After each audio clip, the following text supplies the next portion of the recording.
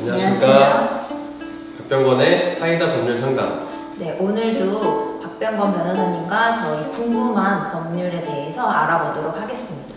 여러분들 교통사고 당해보신 분도 계시고 그렇지 않은 분도 계시지만 교통사고를 당하게 되면 굉장히 당황할 수밖에 없는데요. 이것에 대해서 법에 어떤 것이 있는지 그래도 조금이나마 알고 있으면 도움이 되지 않으실까 해서 저희가 이 시간을 마련해 보았습니다. 교통사고에 관련된 법을 제가 하나만 읊어드리자면 교통사고 처리 특례법이라고 있습니다. 제3조에 차의 운전자가 교통사고로 인하여 형법 제268조에 죄를 범한 경우에는 5년 이하의 금고 또는 2천만 원 이하의 벌금에 처하게 된다는 내용입니다.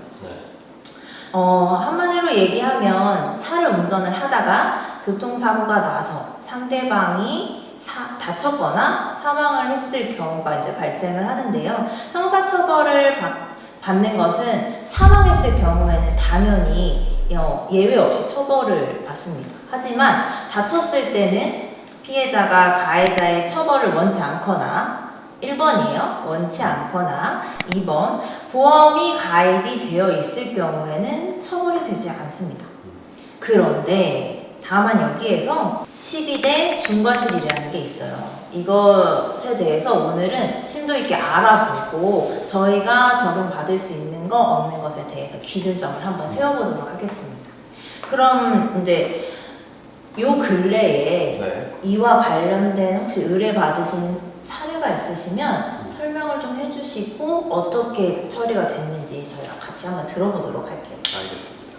어떤 편도 1차로라고 하죠. 편도 1차로면 왕복 2차선인데 여기에 비포장 도로이고 중앙선이 없다고 보시죠. 네, 그런 도로 가능이 있어요. 그죠? 근데 중앙선이 없다 하더라도 보통의 운전자들이면 차폭에 맞춰서 난 오른쪽으로 통행을 하죠. 네. 그죠? 그러면은 나는 이 차폭에 맞춰서 서로 교행할 수 있도록 안전에 주의해서 운전을 하면 되지. 네. 상대방이 갑자기 중앙선을 넘어와서 또는 중앙선을 약간 침범해서 운전해가지고 사고가 발생할 것까지 예견해가지고 그거에 주의를 기울여 운전을 하지는 않아도 된다는 거예요. 그러니까 나는 내 차폭에 맞춰서 속도 준수해서 그냥 통행을 하면 되고, 네. 그래서 내가 예를 들어 거기가 40km 제한 속도가 있다고 하면은 네. 40km 제한 속도에 맞춰서 차폭에 맞게 안전하게 운전을 하고 있었는데 갑자기 이 사람이 중앙선을 약간 침범해가지고 어떤 사고가 예견됐다. 그럼 나는 이 신뢰 원칙에 의해서 과실이 없다고 보는 거예요. 그래서 교통사고 발생에 대한 책임을 전혀 부담하지 않는 것이고 이게 바로 신뢰 원칙이고, 신뢰 원칙이 적용이 되는 사안에서는 우리가 아까 앞서 말했던 교통사고에 대한 책임이라든지 12대 중과실 이런 문제가 전혀 발생하지 않습니다. 그러면 대부분 교통사고가 일어난다고 하면 0%는 없다 이렇게 말씀들 하시거든요. 근데 이거에 접하게 되면은 과실이 0이 될 수도 있는 거죠. 그렇죠. 그러면 혹시 또 다른 사례가 있으면 한번 불러주세요. 자, 신뢰 원칙이 적용되는 경우 대표적인 사례가 무단횡단이 있을 수 있어요. 일반 도로는 좀 논란의 여지가 있습니다만 예를 들어 고속도로, 자동차 전용도로 이런 곳은 사람이 통행할 수 없는 통행 금지가 된 곳이에요. 그렇죠. 오로지 차량만 통행할 수 있고 또 도로의 특성상 차량의 속도가 매우 빠르죠. 네. 그런데 만약에 이런 도로에서 당시 상황이 또 야간이었다. 그런데 보행자가 무단횡단을 했다. 여러분 상상을 해보세요. 상상이 안 되죠. 내가 고속도로를 막 110km 이렇게 운전을 하고 있는데 갑자기 보행자가 튀어나와서 사고가 났다. 그건 예상이 전혀 안 되죠. 그죠. 자, 이런 경우입니다. 신뢰 원칙이 적용되는데 예를 들어 보행자가 이 칠흑 같은 어둠 속에 비가 내리고 있고 보행자가 온통 검은색 옷을 입고 무단횡단을 하다. 나의 차량과 사고가 났다. 네. 이런 경우가 이제 신뢰 원칙이 적용이 돼서 운전자에게 어떤 과실이 없다라고 보는 경우가 해당이 되죠. 네. 따라서 이제 어떤 교통사고가 발생했을 때 내가 신뢰 원칙을 적용받는 사안인지 아닌지 잘 살펴봐야 되겠죠.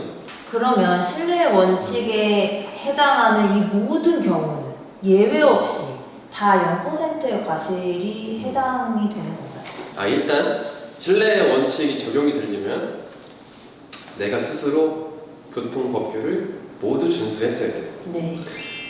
내가 하나라도 교통법규를 위반해서 어떤 사고가 났는데 나는 잘못이 없다라고 할 수 없겠죠. 그렇죠. 네.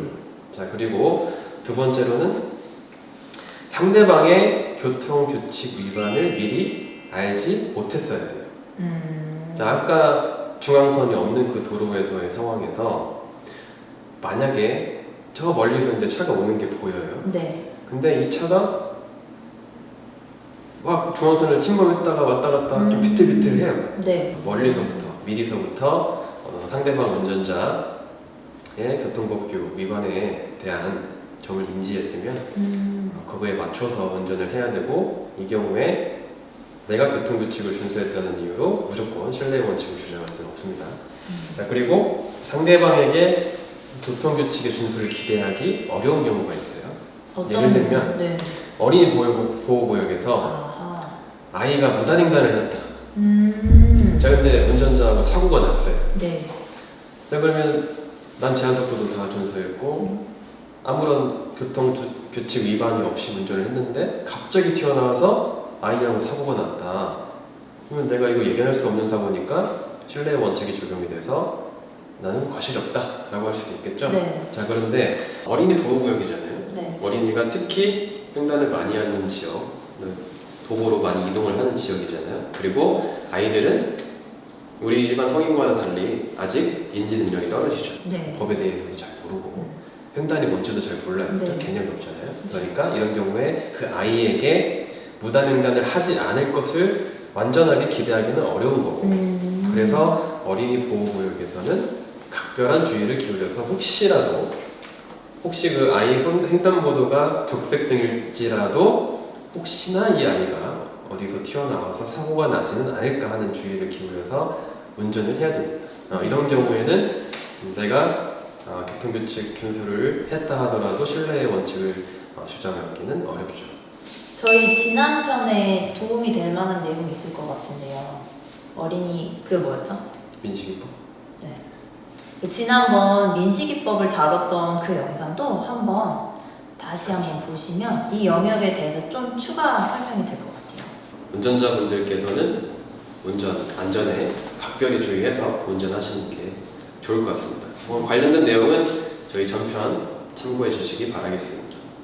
그러면 이제 저희가 12대 중과실이라고 언급을 해주신 부분에 있어서 그 12가지가 뭔지 한번 짚고 가야 되잖아요. 네. 앞에 저희가 띄워드릴 테니까 한번 자막을 통해서 확인해 주시기 바랍니다.